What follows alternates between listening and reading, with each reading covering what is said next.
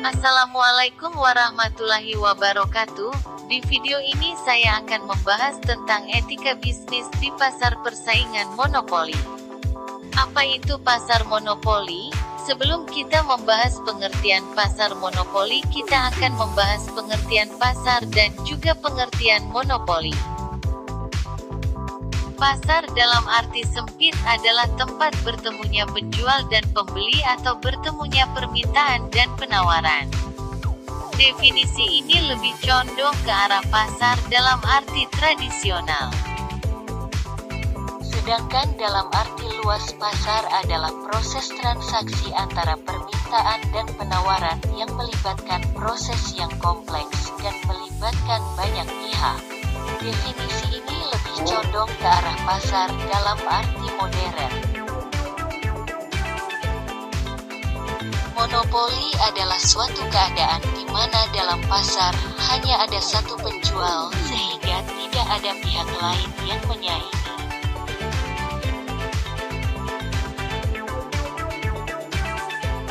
Sehingga pengertian pasar monopoli adalah suatu keadaan di mana tempat bertemunya pembeli dan penjual di dalam pasar yang hanya ada satu penjual sehingga tidak ada pihak lain yang menyainginya.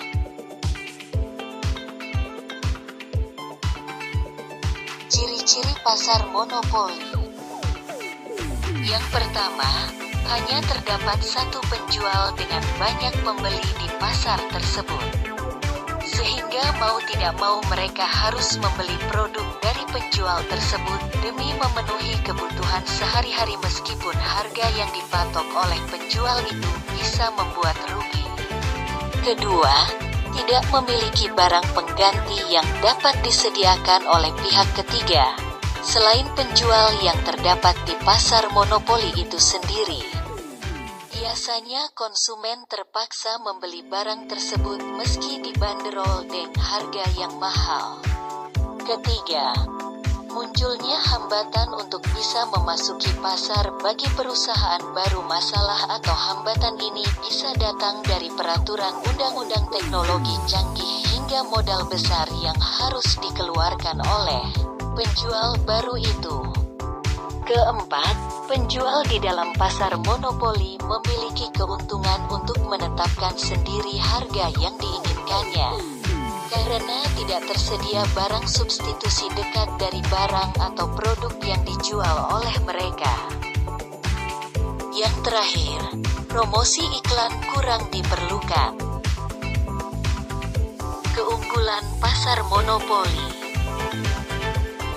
Pertama, perusahaan yang menggunakan jenis monopoli tak perlu mengeluarkan banyak modal, khususnya untuk promosi.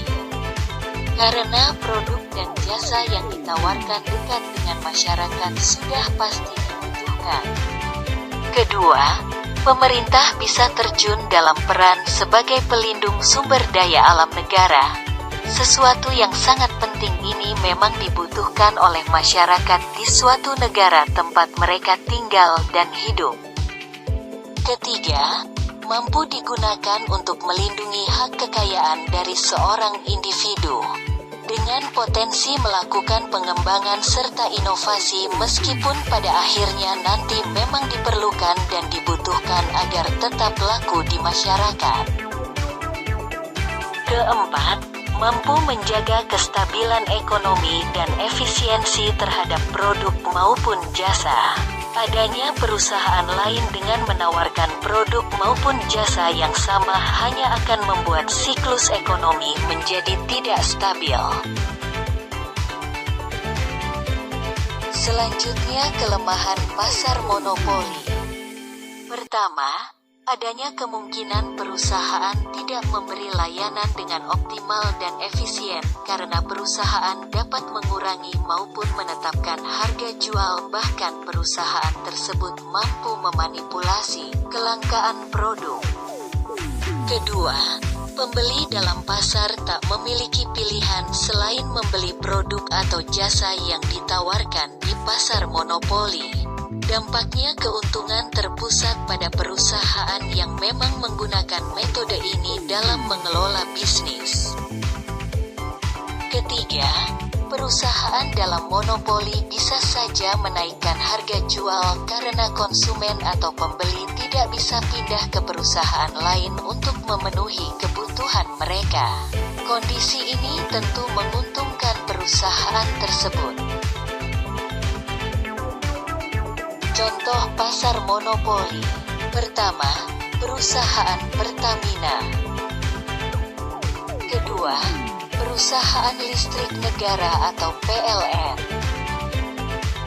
Ketiga, perusahaan daerah air minum atau PEDAM. Sebelum membahas etika pada pasar monopoli, kita akan membahas pengertian etika bisnis. Etika adalah yang mempelajari bagaimana berperilaku jujur, benar, dan adil. Bisnis adalah suatu kegiatan yang dilakukan secara terus-menerus mulai dari pengadaan barang dan jasa, memproses, sampai terdistribusikan ke konsumen, memaksimalkan keuntungan dengan tujuan memaksimalkan kemakmuran.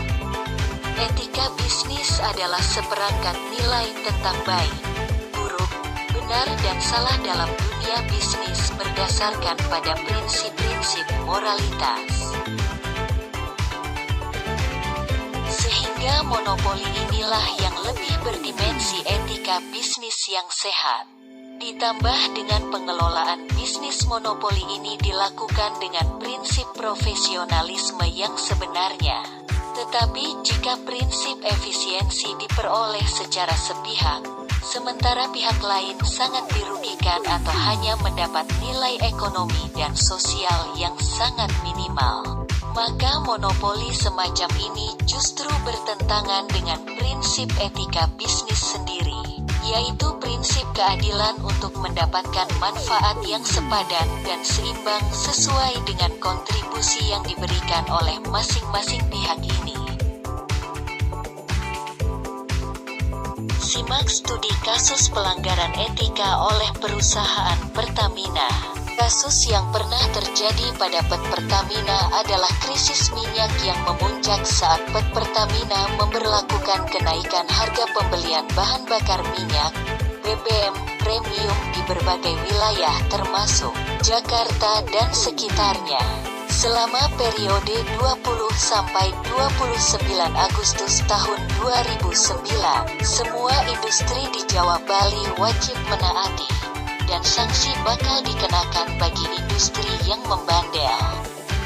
Dengan alasan klasik, Pertamina berdalih kenaikan dilakukan akibat pasokan cadangan minyak bumi yang semakin parah karena adanya gangguan pendistribusian dan persediaan minyak bumi.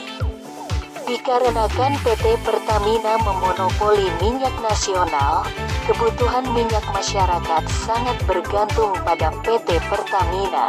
Tetapi mereka sendiri tidak mampu secara merata dan adil memenuhi kebutuhan minyak masyarakat. Hal ini ditunjukkan banyaknya daerah-daerah yang kebutuhan minyaknya belum terpenuhi dan juga sering terjadi kelangkaan BBM secara sepihak sebagaimana contoh di atas. Kejadian ini menyebabkan kerugian yang tidak sedikit bagi masyarakat dan investor menjadi enggan untuk berinvestasi. Jika dianalisis, PT Pertamina harus adil dalam memenuhi kebutuhan minyak masyarakat.